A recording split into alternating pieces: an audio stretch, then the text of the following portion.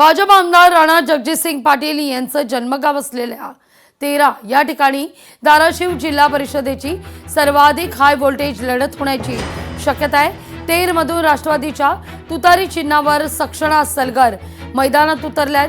भाजपकडून आमदार राणा जगजितसिंग पाटील यांच्या पत्नी अर्चना पाटील यांचं नाव चर्चेत आहे। धाराशिव जिल्हा परिषद अध्यक्षपद ओपन महिलेकरता राखीव असल्यानंच अर्चना पाटील निवडणूक लढत आहेत।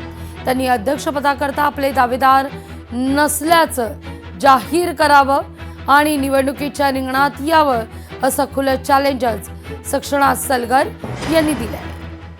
मी निवडणूक लोकशाहीसाठी लढवते, कुठलंही पद मला नको आहे। जिल्हा परिषद अध्यक्ष पदाची मी दावेदार नाही। तिथे एक सामान्य गृहिणी थांबली पाहिजे आणि त्याला पहिली स्वाक्षरी सक्षणा सलगरची असेल। हेच त्या म्हणू शकतात का? हा माझा चॅलेंज आहे। त्यांचा बाईट घ्या, विचारा त्यांना, विचारा की तुम्ही जिल्हा परिषद अध्यक्ष पदाचा दावा सोडताय का? त्या सोडणार नाहीत। तसं असेल तर रिंगणात उतरा।